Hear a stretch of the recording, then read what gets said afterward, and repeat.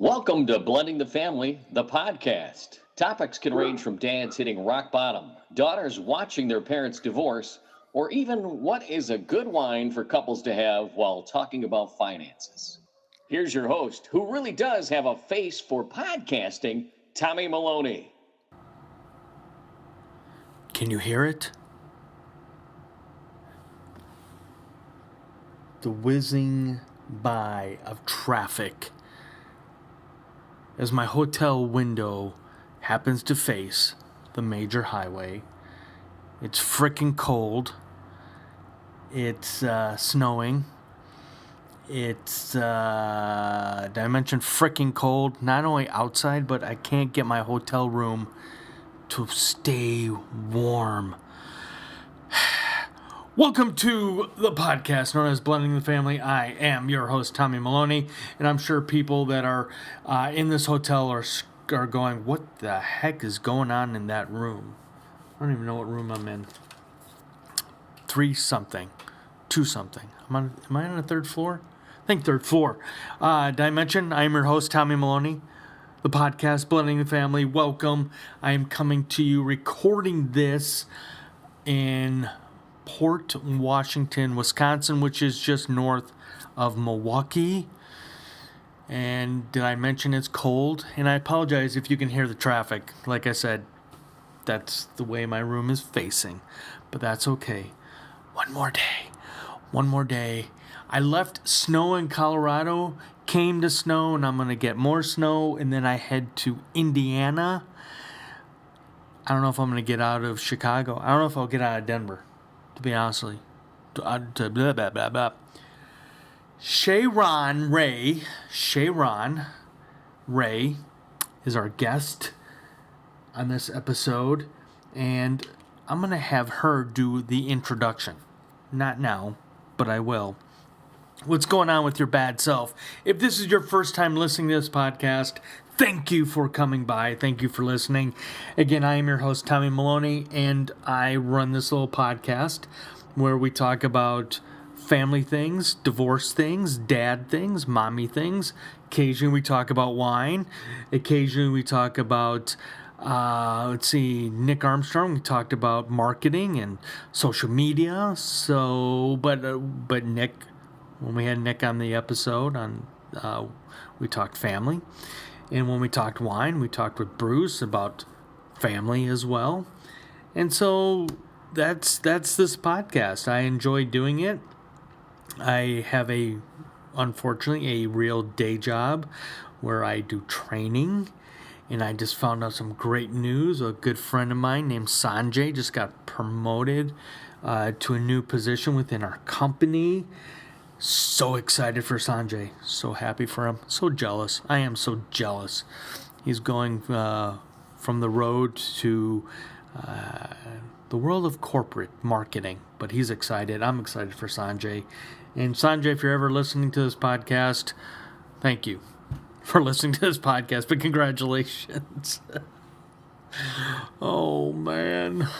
That boy ain't right. I am... somebody just texted me. Somebody emailed me. No. Okay. Don't need to worry about that right now. What else is going on? We just had a hockey tournament this past weekend. The team did okay. They did 2-2, won 2, lost 2. The boy, a.k.a. Connor, I thought he played really well. The teams they were playing were... How do I explain this? I don't know how to explain this other than... All right, so for youth hockey, Connor is going to be... Well, he's 15. He'll be 16, but they call it... they call them midgets. Okay, they play midgets, and that's the end of their hockey before they can continue playing high school, or eventually go on to college or juniors or what have you. And so the teams they're playing are, I want to say, a little bit more mature, so they're a little bit older than our team is. Our team got put up a level which I don't understand. They weren't blowing out other teams. They were winning, but they weren't blowing out other teams. So there you have it. It was exciting. It was fun. I thought let's just say a little bit of a little poor refereeing. Not to pick on referees. They don't control everything, but I think too much of their ego gets involved.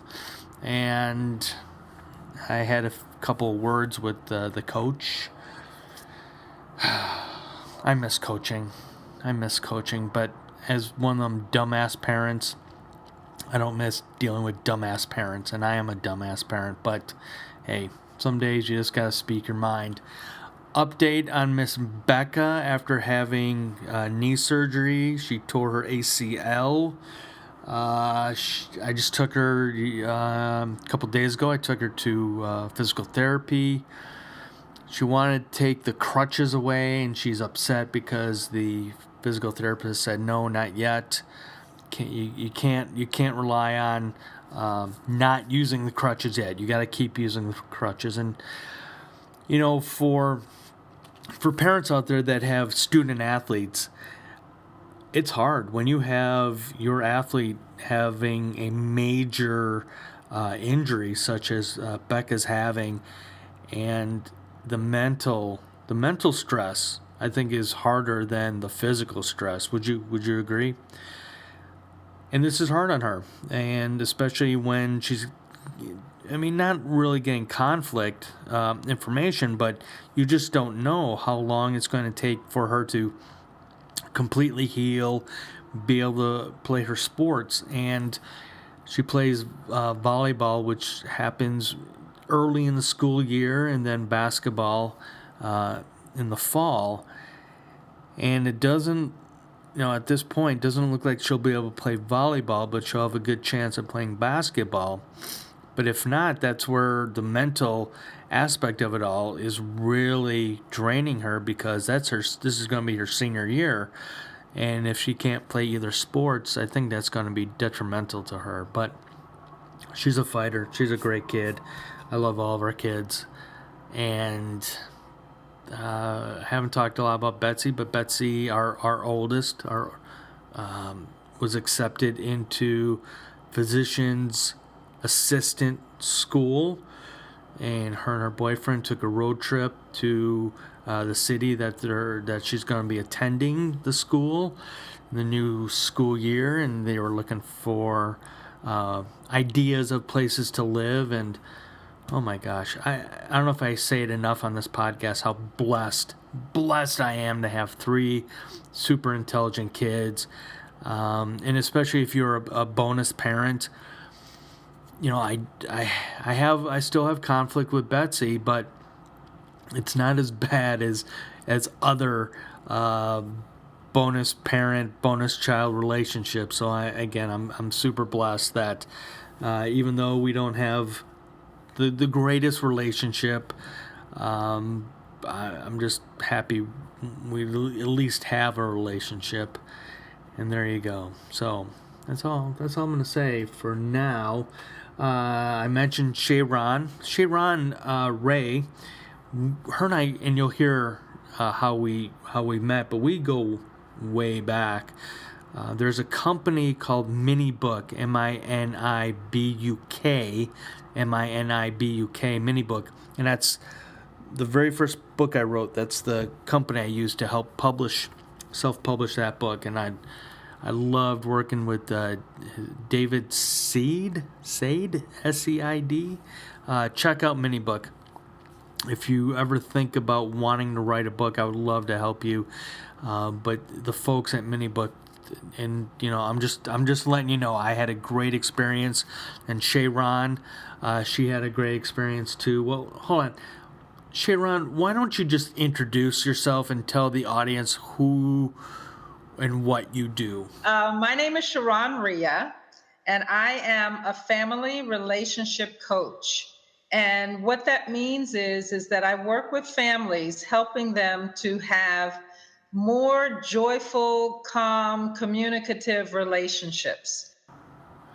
Well, she's also a speaker an author. She is the owner of the Whole Family Coaching, a compassionate woman with a strong business background that encompasses more than 30 years experience in the field of communication, education, childcare, and public service. Her and I talk about, ironically, communication. We also talk about some competition between, maybe there's competition between you and your ex. We're going to talk about that. And we're going to talk about, again, my own screw-ups as a dad, as an ex-husband, all those good things. Anyway, thank you for listening. Thanks for tuning in. Please share these podcasts. That's all I ask. It doesn't cost you anything to listen. It costs me money to make this podcast. I'm not asking for money. All I want is love and for you to recommend on iTunes or Stitcher Radio or however you get your podcast on the podcast app or Apple Podcast app. However you get it, please just leave a rating, review, and drop me a line from time to time. I think that's all I have for you. All right. I'm going to work on putting this podcast together. I am also hopefully going to warm up. And that's it. That's all I got. Other than, as my good friend, and one day I'm going to get a hug from the man, the myth, the legend, Mr. Terry Crews would say, your success is my success. Oh my gosh. Stay warm. Thank you for coming on Blending the Family, the podcast. I know we've known each other for many, many years, and I was thinking, was it through David over at Minibook? Yes, it was.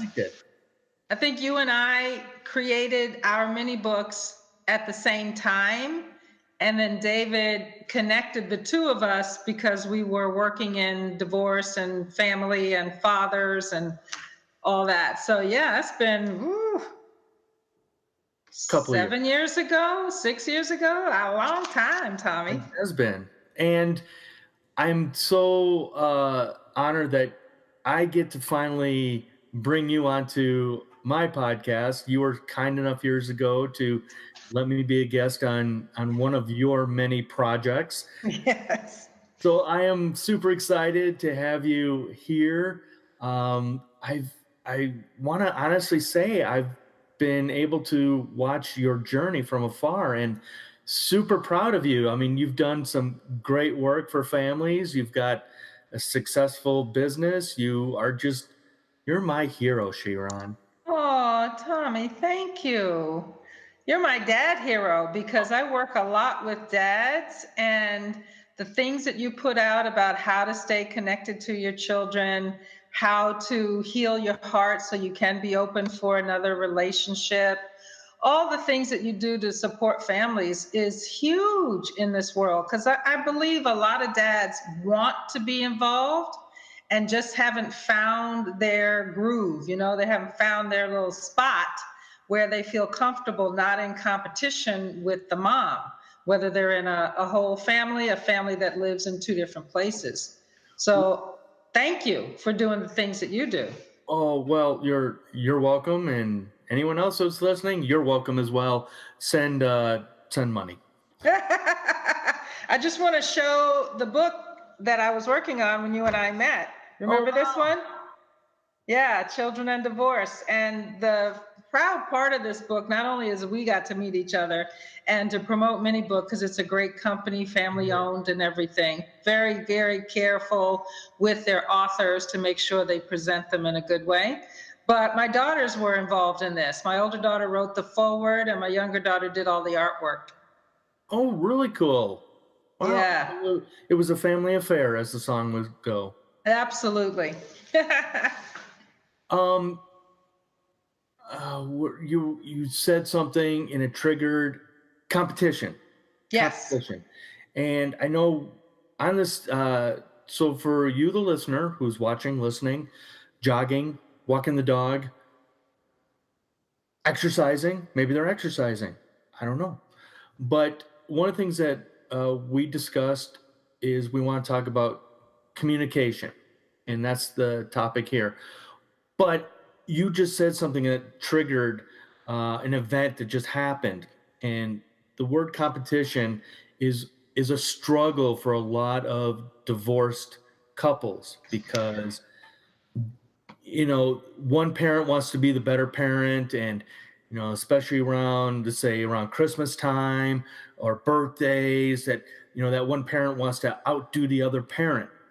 And the story goes, this past weekend, after my son's hockey game, it was not a weekend I had him, so my wife and I were waiting for him to come out of the locker room so we can say hi and good game and all that good dad stuff. And he came out, and it's hilarious. This picture, it's a giant sombrero, but it looks like an oversized Santa hat. It's really weird to describe, but it was hilarious. And on a lot of youth teams, after a game, the coaches will award somebody like an MVP of the game. So when my son came out of the locker room and I saw that, I said, "Oh, you got the MVP?" He goes, "No. Somebody else got it." I said, "Oh, well, where'd you get that hat?" And he hesitated. And my wife, later on, like a couple days later, she pointed this out to me, and she said, "You notice when Connor hesitated?" I'm like, "Well, sort of." The reason why he hesitated was he didn't want to have to choose battles, so to speak, because his mom got him that hat. And part of me felt, oh my gosh, that is something really cool. Why didn't I think of that? But at the same time, it was really hard to acknowledge saying, oh my gosh, your mom got you that? That is really cool. So competition is really, really hard when it comes to divorce. Absolutely. Wow. And why did you pause to not say that? Oh, because you didn't know at the time the mom got him the hat, right? Yeah. Yeah. Okay. Yeah. Yeah. And the story that you described, because, just for your listeners and your joggers and your walkers and those having a cup of tea, my name is ShaRon Rea, and I am a family relationship coach. And what that means is that I work with families, helping them to have more joyful, calm, communicative relationships. So releasing the drama, getting through the drama so they can enjoy their family, whatever shape and size it takes. And I've found that the foundation for that are two things. One is communication. We don't in this country really learn how to express who we are and what we want and what we need in a way that is universal for each person we're in front of. We just talk and hope it lands and people understand what we mean, right? So true. But how you speak with Connor versus how you speak with your current wife versus how you communicate with your former spouse has to be different, because there are different messages that you want to deliver. There are different ways that you receive what they're saying. Just like you said, is it competitive? Is it collaborative? Are we trying to work together? Or are we trying to just one up the other one? I think, especially when it comes to, maybe I am being judgmental, but when it comes to the world of divorce, yeah, we do tend to try and one up the other former spouse. Yeah, and I'm glad you mentioned judgment, because that's the second thing, the foundation for the way I work and the way I live. And now my big global message is no judgment, just love. But Tommy, come on, we're in the... Hold on, I'm going to stop you there. You got to go into detail on that. And that's where I was headed.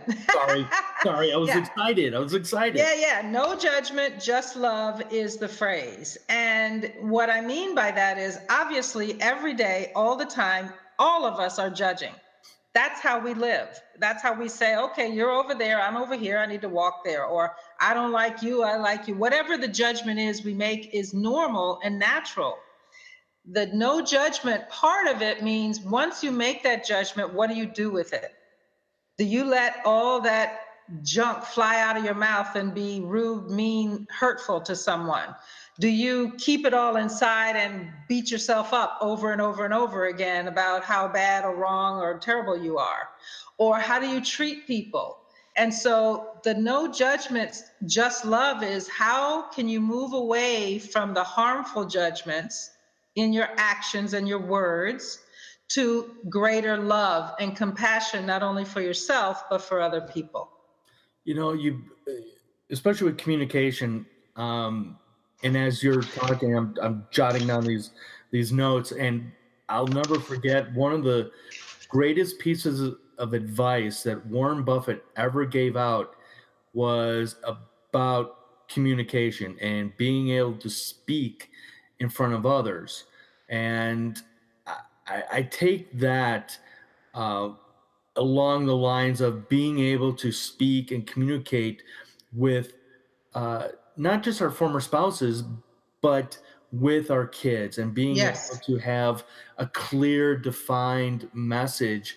I mean, for everybody, but at the same time, it's probably that much more important. And I'm going to rely on you being the expert on the communication part, is that, again, having a defined message with your kids, with the former spouse, with your current spouse. Yeah, absolutely.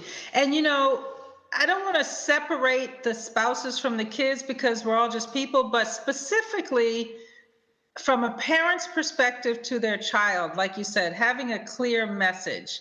Well, what I would offer to your listeners or your viewers is do two things to decide what that message is.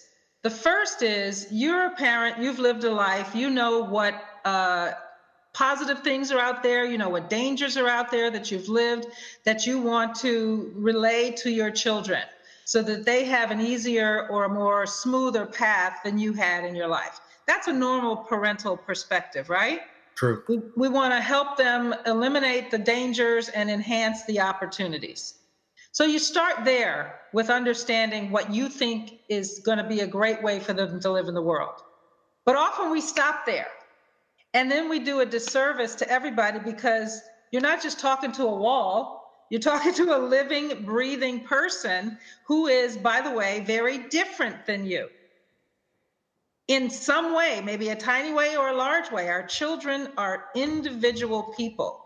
And once we create that space of our own awareness of what our message should be, the next thing that's important to do is learn who your children are. Learn who they are. What do they need that you can provide? And I give you a quick example. I used to be extremely afraid of snakes.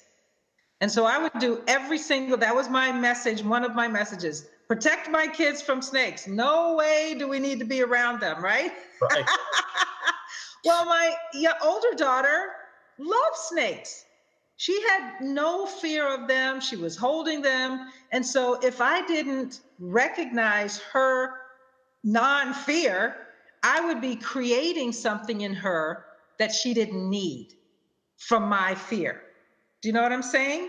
So I would be placing the fear of, I'm sorry? What do you call your there's a psychology word. You're passing your fear onto them. Yes. Think of it. But yes. Yes. And that isn't going to serve them well in the world because that daughter is already equipped with the joy of snakes. Mm-hmm. I don't know how that's going to serve her growing up, but having now put a fear on something that she already loves based on my experience is a disservice as a parent.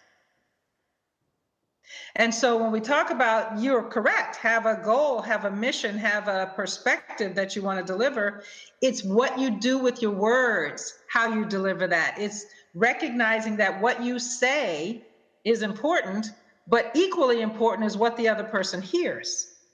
Well, and, especially in the world of communication, I mean, your words are so powerful. And, coming from the parenting point of view, it hurts me when I read stories or see even TED Talks, for example, of people talking about how they were portrayed in their younger life of being called stupid, dumb.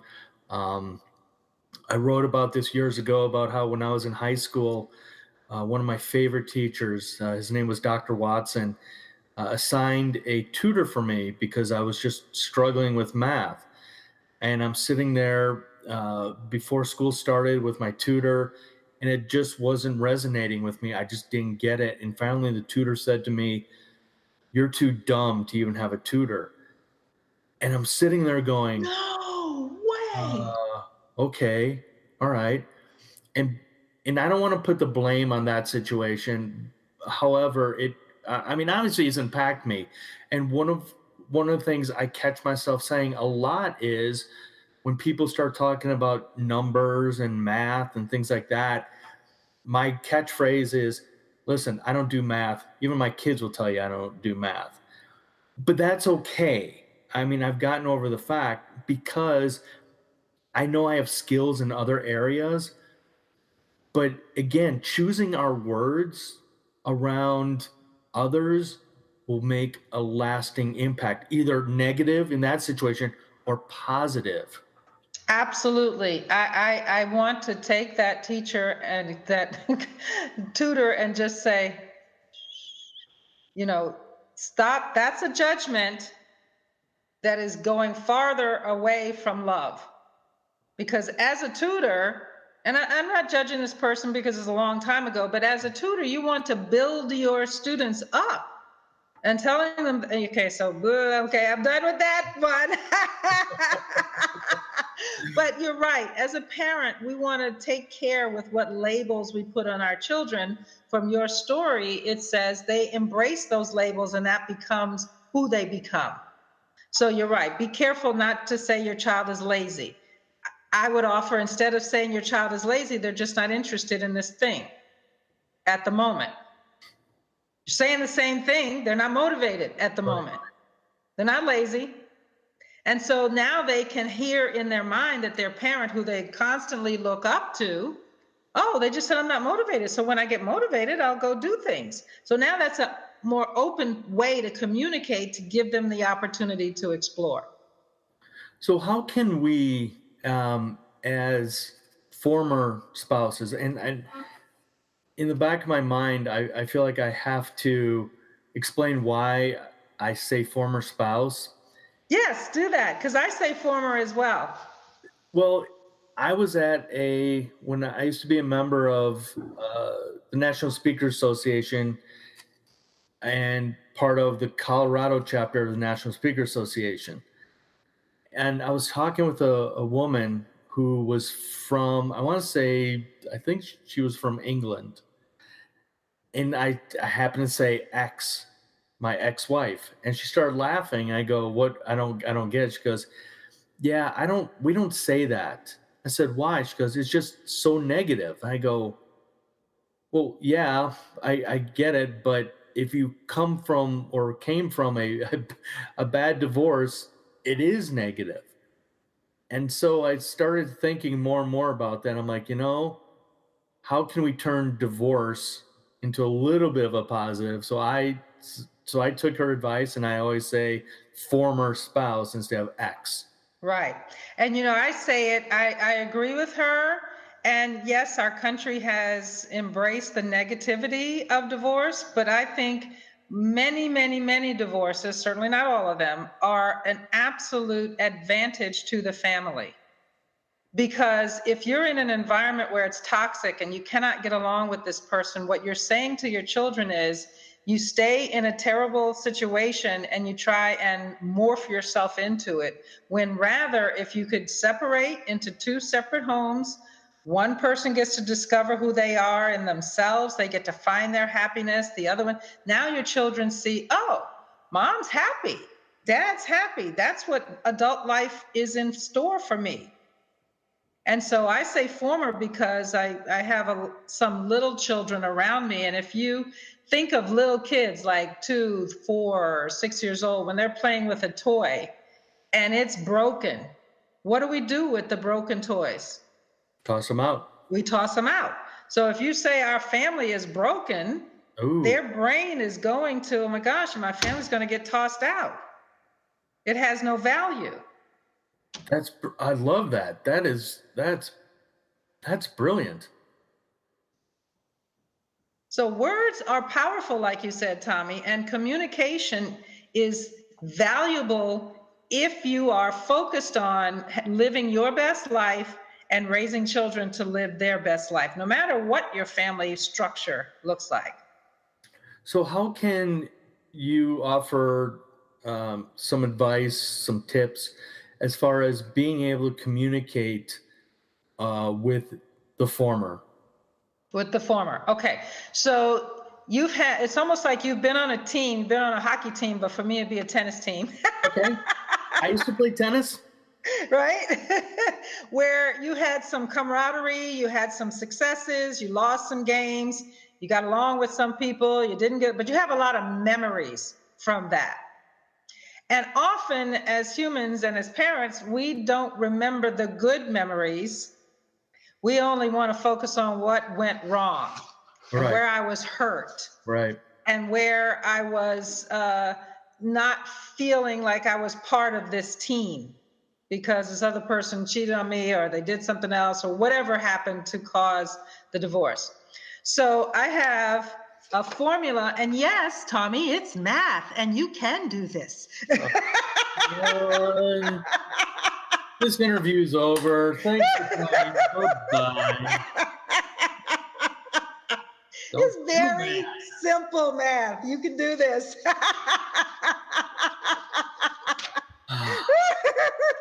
We're going to break that chain. We're going to break that cycle right now. But I don't want to. You don't have to do it today. This will be recorded, so whenever you're ready, you can look at it again. So when you are in conflict with yourself and your former spouse, it causes stress. Definitely.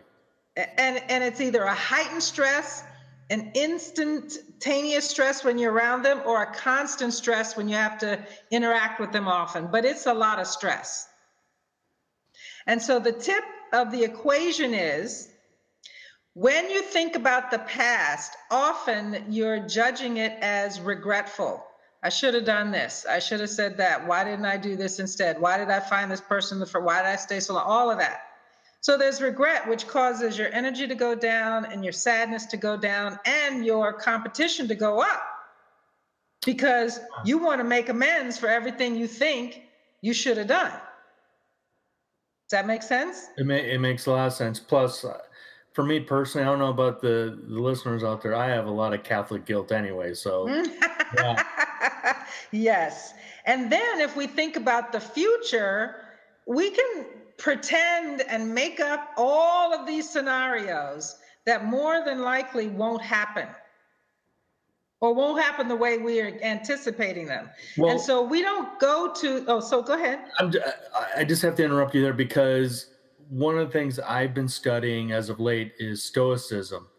And it's really helped me as a parent, just because dealing with teenagers, and when the world is ending, I can bring the Stoicism philosophy into a little bit of their world. So I love the fact that I've had to learn myself. Quick example was I had lost my wallet, and when you lose like your wallet, your whole world ends. Because all you keep thinking about is, oh, crud, now I have to go to the DMV. Now I have to stop my credit cards. Now I got to come. And it's like, but because of reading Stoic philosophy, and when I told people that what happened, even when I'm calling the credit card company, they're like, oh my gosh, you'll be okay. I'm like, yeah, it's all good. It's only a wallet. Life goes on. Yes. Those things can be replaced. So yes, I just had to mention that there. That's perfect, because what you're doing, I don't know exactly what the Stoic philosophy is, but what you're doing is not bringing the fear of everything that could go wrong into your thought about the future. Stoicism right there. You know it. Okay. All right. So here's my little equation. Okay, it's very easy. When you think, come on, breathe, Tommy. You can breathe through this. I'm out of coffee. I'm out of coffee. All right. If you're going to go in the past, which is where your former relationship is with your children, with your spouse, but right now we're talking about your former spouse. If you want to think back about anything that happens, my suggestion is you begin here. Begin with something that you can find gratitude for with that former spouse and that relationship. Because what that's going to do is now focus you on where we don't usually go, which is what happened well. Something happened well, even if it was now your children are in the world because of that relationship.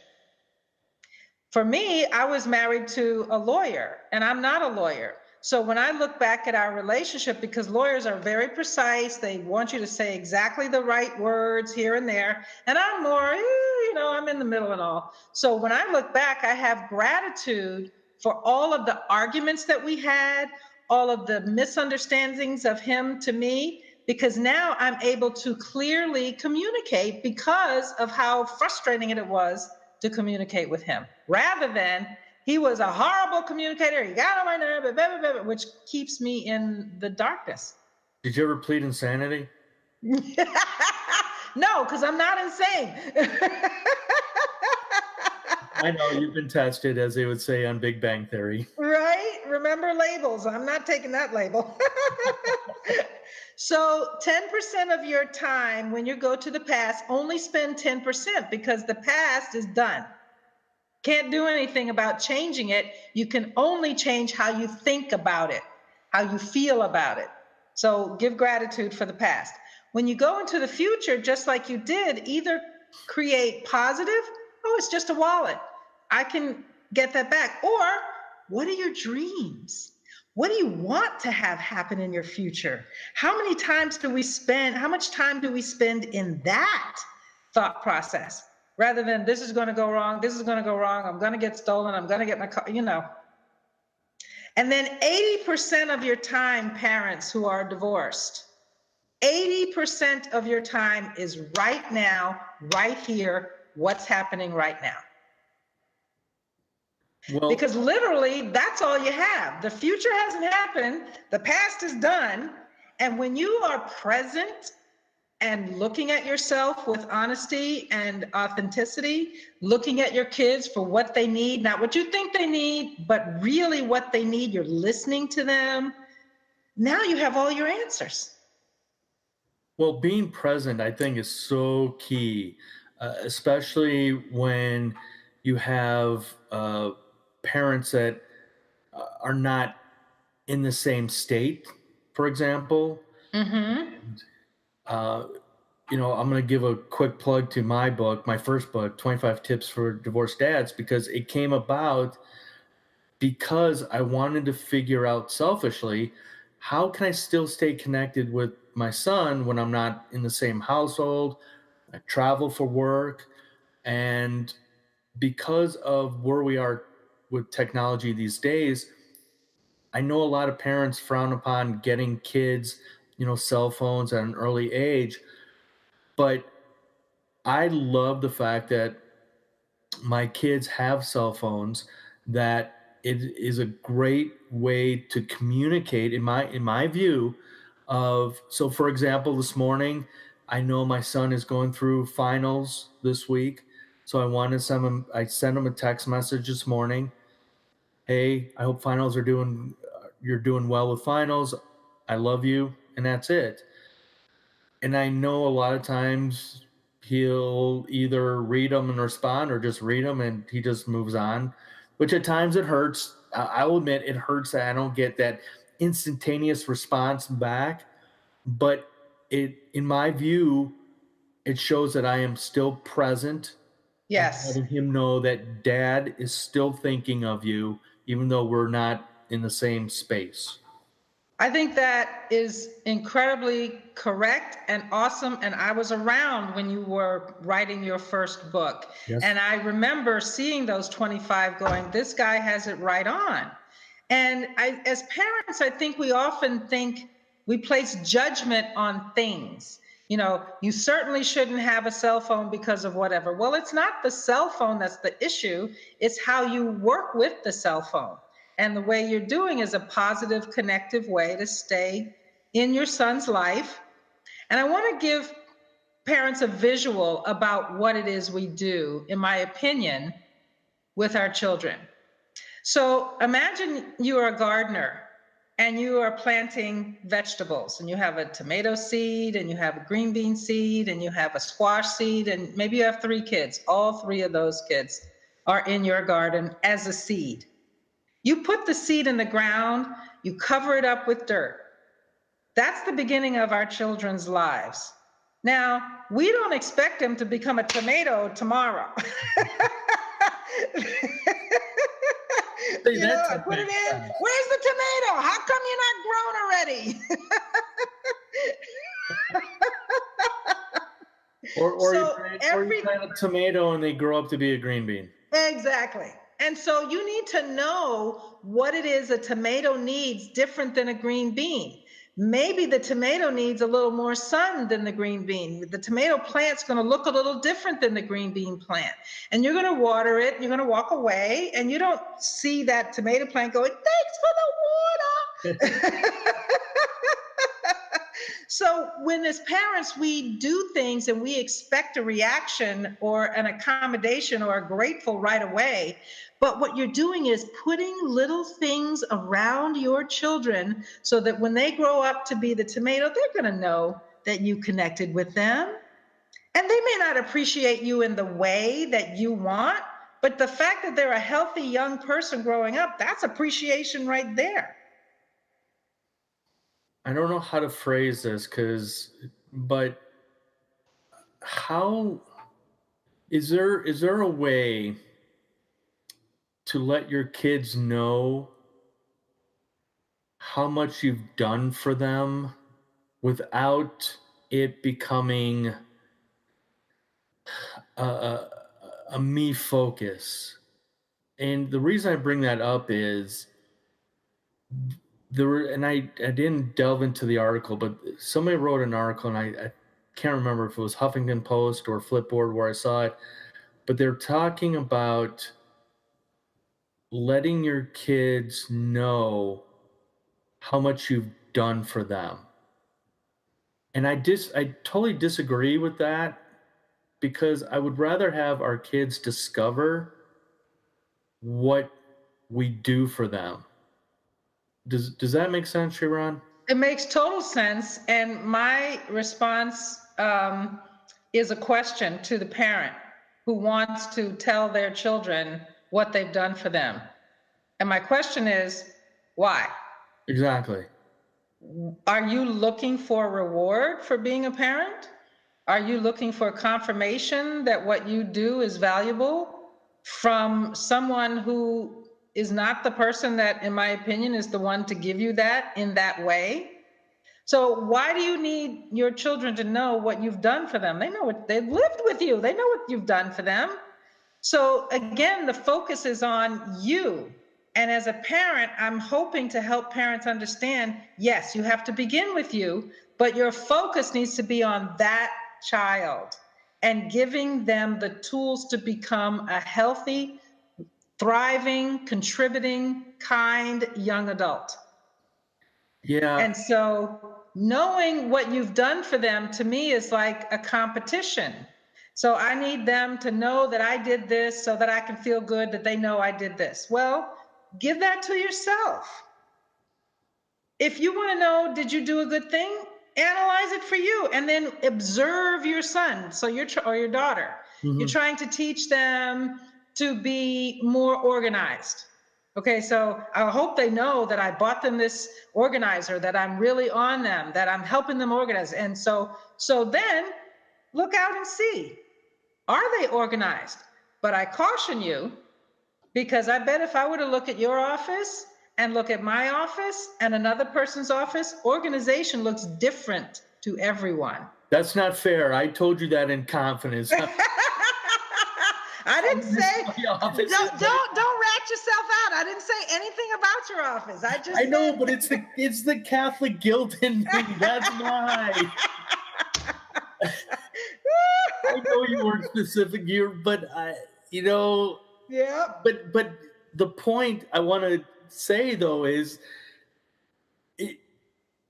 when I was in my townhome, I was a neat freak, and it's really funny. My mom would be like, I never thought you would use those words in my lifetime, because my townhome, I guess I shouldn't really say this, but I'm going to. I love that townhome. I mean, part of it was because I owned it. It was mine. Yeah. So I wanted to make sure that I vacuumed. I'll admit it. I dusted. All right. But the point I want to get through that you were talking about was mirroring.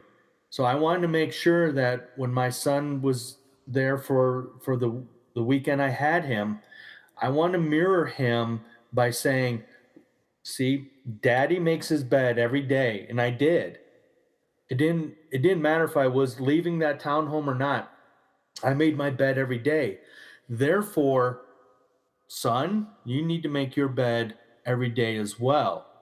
And so I think it's really important to get across to our listeners here the importance of, if you're going to say to your child, to use your example about being organized and helping them be organized, you need to mirror that as well. Yes, absolutely. And, I want to just say that it is, parenting is a job. I mean, it's not something that we take lightly. Now, that to me means that you want to learn some things, just like the book that you put about 25 ways to, stay connected to your child when you're divorced, that is not in your home. The one that I put out, parenting tips to help your family cope with the divorce in the beginning and then adjust to this new 2-home family life.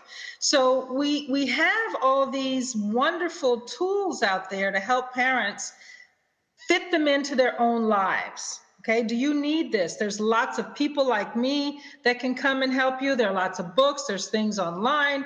And if we can start with us, Tommy, I think that is the most important place. Begin with yourself and be willing to look at yourself honestly.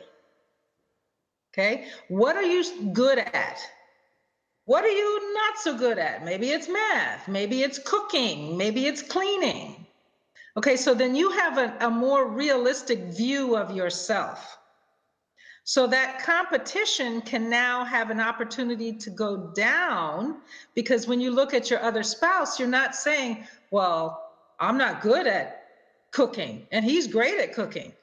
Rather, you'll say, oh, I'm really not so good at cooking and he's really good at cooking. So good thing my kids, when they go there, they get some good food. Yeah. And that's something to be grateful for, not something to be in competition of, because you didn't come to the court with a full deck. So it's very hard to be competitive when you don't have all the tools. So what tools have you discovered besides what you've created for your own business? Is there anything off the top of your head, ShaRon, about is there some kind of parenting app out there, or a website, a blog, a YouTube channel? Is there something off the top of your head? And I apologize for putting. Yeah, it's okay. I don't mind being on the spot, because I can say I don't know. Yeah, this is true. And I really want to say I don't truly have one place that I can send parents to, like an app, because I don't utilize those types of things. So they're not on the top of my head. I'd have to go research that, and I can certainly find some. I guess the one place I can speak about for fathers, though, because I work a lot with dads, And it was the National Fatherhood Institute, NFI, has a number of programs because they work a lot with nonprofits who have a community of fathers that they're working with. And I have a relationship with NFI, National Fatherhood Institute. It's a website. And on there, they have programs called like 24/7 Dad. And it lists a number of ways that fathers can think about the job that they do as dads, giving them tools that would be somewhat similar to moms, but also somewhat different because you're men, not women. They have one for incarcerated parents, because you're still a parent, even if you're in a different place, just like a divorced family. So your book of 25 ways to stay connected would be perfect. Mm-hmm. They also have one for when you just come out of prison. And so that's a whole different reconnecting with your family, getting rid of all the judgments that people have about you. So that's one that I can recommend for dads. I don't have a specific tip from that, but the tips that I do have for parents is, number one, who are you with 24/7? Who are you with, Tommy? 24/7. 24/7? 24/7. Be me, myself, and I. Exactly. Oh. It was easy. Woo, woo, woo. I had to think about, sometimes it's the dog. Me. Hold on. I think it's me. Yeah. Yeah. And see, that is the road to success that I think every parent should take. Because where you spend your time should somewhat have a relationship with the person that you're with the most. But we deny that person we're with the most to spend the most time on our children or our spouse. And that's not a bad thing. But who are you bringing to the party? You don't even know who you're bringing to the party. So you may be bringing Brussels sprouts to your kid who really loves potatoes. Because I'm crazy analogy, but Yeah. If you don't know who you are as a parent, what things fill you up, where you know you're not so strong, where you are really strong, where you want to work on yourself. Are you tired? Have you been at the office too much? Are you exercising so much that you're healthy, but you don't have any spiritual space? You don't have any emotional space. You're constantly on your phone. All of those things inform as you are parenting your child. So just like you said, what are you modeling? Are you modeling being on the phone all the time? Well, guess what? When your kid becomes a teenager and starts to drive, who's going to be texting and driving? Exactly. Because that's what they learned. So my first tip is take care of you first. Self-care is not selfish. It is necessary. I'm just writing as you're speaking because I think it goes along what you said earlier here about gratitude, because I really feel that self-care and gratitude go hand in hand. Yes. I'll give a free plug for one of my favorite apps is Headspace. I love Headspace because there are times where, and I've been really bad about it lately, because I think it was Jim Rohn talked about either you run the day or the day runs you. And, exactly. And as of these past few months, the day has just been running me. And I forget to take time for myself of opening up the Headspace app, going through just a simple 10-minute meditation and just USA. Yes. Letting it out. And you're 100% right, ShaRon, is that we don't take that step back. We, as husbands, as wives, as moms, as dads, as aunts and uncles, we spend, in my view, too much time focused on everybody else. And again, we don't take that step back. We don't go, well, what about me? And it's exactly what you're saying. You spend 24/7 with yourself. If you're not focused on any type of self-care, you're not benefiting others in your life. And then, Tommy, not only are you correct with all of that, but guess what? We've mentioned more than once that our children are watching. Our children are absorbing what we do. So if they see you don't take care of yourself, how will they know how to take care of themselves? Oh gosh. So Now the Catholic guilt set in again, because I'm like, I keep saying to my son, hey, when you're here on the weekends, we'll go to the gym. And yeah, so you're 100% right. and if you look at this glass of water I've been drinking, right? Is that a wine glass? Yeah, it's a wine glass. I like to have a nice glass when I drink my water. This is why I love you. Because the glass matters. So if I were to keep pouring this glass out, I pour some for my husband, I pour some for my kids, I pour some for the dog. Sooner or later, I'm not going to have any water. So now I'm pouring nothing into everyone if I don't fill this cup back up with me. So that's the first thing. Take care of you first. Second thing is, then when you look at your children, understand they are an individual. They are not a mini you. They are a mini them. And what they need, you have, because they're in your family, not mine. But you just need to figure out what it is they need and give them that, instead of imagining what you think they need and giving them stuff they don't need. So what have you learned through that with your own kids? I'll tell you very specifically what I've learned. My older daughter does not like to be hugged. Maybe not by anybody, but certainly not her mom. And what are the normal things that parents think of giving love to their children? Hug them. Yeah. Right? Well, hugging my daughter is taking away love from her, frustrating her because she's doing all that.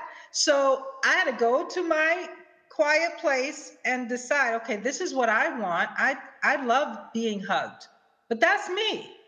Now when I'm looking out at her, I can't just blanket a hug on her, because now I'm not showing her, I'm showing her affection in a way that she doesn't want. So now what I do is I say, sweetie, I feel a hug coming on. Are you ready to receive it? Or I just say, I'd like to hug you. Can I hug you? Now, often she'll say no. I have to respect that. I could not do any of that if I didn't take care of myself. Because I would be like, what do you mean you don't want to hug me? What's wrong with you? What's wrong with you? There's nothing wrong with her. Yeah. It's just who she is. Yeah. And if I don't know who she is, then I can't really raise her. So I say, okay, you don't want to hug right now? That's fine. I respect that. But I just want to let you know this hug is not going away. So would you let me know when I can deliver it to you? How, and I hate to get too personal, but how much does it hurt? It hurt a lot in the beginning, because in the future, what's wrong with me? Why don't she want to hug me? Does she not love me? All of that stuff. And when we do that, we do a disservice to her and to me, because all I can do is ask her, why don't you want to hug me? Or what's up with the hug? And she's just like, Mom, I just don't like the touching part. I love you. And so I got my answer. So now I can take away all the sadness and she's hurting me and all that. It's just like, that's just who she is. I'm sorry. And so I'm a hugger. I love, and I think, talking about mirroring, I mean, especially when I'm around my son, I make sure when I'm picking him up and when I'm dropping him off, he's getting a hug, if he likes it or not. And he sees me around my male friends. We're always hugging, because I just think it's so important, especially for young boys and men, teenagers, to see that it's okay for two men to have affection. I lost a friendship because on the phone, I told him, I said, I love you. And he didn't know how to handle it. And he will never talk to me again. But I've got other male friends, ShaRon, that we can openly say to each other, I love you. And it's not like you're sitting at a bar drunk off your butt. Hey, I love you, man. Hey, I love you too. Yeah. This is, we really do. And I'm sorry, but it breaks my heart hearing that story from you because, like I said, I'm a hugger. And well, let me help you. Like let me offer this different perspective so you see the perspective that I have. I 100% agree with you about men being able to say, I love you, to show affection, to have emotion. Okay, to have emotion. So again, every family, every person, every situation is unique. The hugging between men that you show to your son works for your family. It works for your son, so continue. But for families that have a situation where a child is not receiving what you're trying to give to them and it's frustrating the relationship, take a moment to understand what that child needs. Now, that doesn't mean my daughter isn't a loving person. It doesn't mean that she doesn't care, and it doesn't mean that I don't get hugs sometimes. But when I get a hug, it is like I won the lottery jackpot because I know that that's not her normal go-to. Whereas my other daughter, I get hugs all the time, so they kind of equal themselves. You know, I receive them, but now this is like a special thing. She has willingly come and moved away from what she doesn't like to accommodate and give me something. That's big. That is huge. And so when parents can do that, parent to the child that's in front of them and know what that child needs and give that to them willingly, there eliminates the opportunity to be so competitive with your former spouse, because now you know you have a great relationship with the child. And of course they can go over to dad or mom's house because I know when they come back, I didn't lose anything. Right. So we have, let's see, looking at all my notes that I lost. So understanding your children's needs, gratitude. Yes. What else can you offer, ShaRon? Self-care. Self-care, right? And then when you communicate, recognize it's not just what you say, it's what the other person hears. I like that because there's a difference. I mean, obviously there's a difference as far as email. I consider email and texting the same versus the phone. Mm-hmm. And I mean, we're all guilty of it. We're all guilty. I'll grab my phone and, here, I'll just send a quick text versus, hey, here's what I really meant. So one of the ways that, especially when you're dealing in the divorce world, how do you communicate with your former spouse? What are the ways they do it? And, I know for a fact that my former spouse, the only way she'll communicate with me is through email. And I know she has an agenda why she does it, but I cannot, she won't, rarely she'll respond with a text. And even in person, she won't speak with me. She'll actually talk to my wife more than she'll talk to me, which works great. So the thing that just popped in my head is like the book, The Love Languages. Yes. So you have to know your former spouse's language, correct? Well, for the love languages, you don't really want to know your former spouse's love language, but for your current spouse, that would be valuable. But there are a number of personality identifiers like Strength Finders or Myers-Briggs or DISC or True Colors, and that to me has been the most valuable tool I can offer to your listeners and your watchers, is that understand the value system of people, because when you communicate, you want to make sure you understand what you're saying, your message. And people use words flippantly. They don't really use words specifically. Or they start at the middle of the thought and give you that, and then they didn't give you the beginning of the thought. So now you're like, I don't even know what to do with that. Or you respond to that, which wasn't what they meant. And so when you can understand, for instance, my former spouse speaks in black and white, right and wrong. I speak in, can't we all get along? How do we connect? Right? Kumbaya. Kumbaya, exactly. So now if I want him to understand me or have a chance to understand me, I can't keep talking in kumbaya, because that doesn't resonate with him. I have to choose. And when you choose to communicate in someone else's language, it takes time and energy and effort. So if you haven't done self-care, you're just going to react because you haven't gotten yourself to the calm place. You haven't filled up your own cup. You don't know that this is valuable. You're just like, giving them that. And so now I know that I cannot ask him, hey, how you doing, when I speak to him on the phone. You don't care. I got to get to the point. What are you asking me for? What do you need? That's not how I communicate.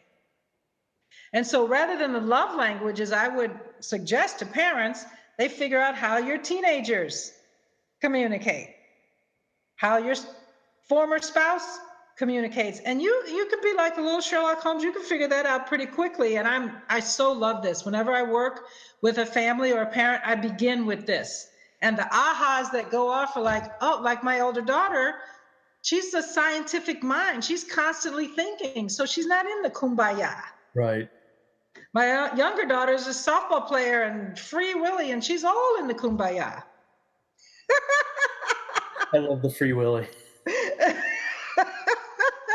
So having more tools and information as a parent will help you do this job so much more effortless and with way more success.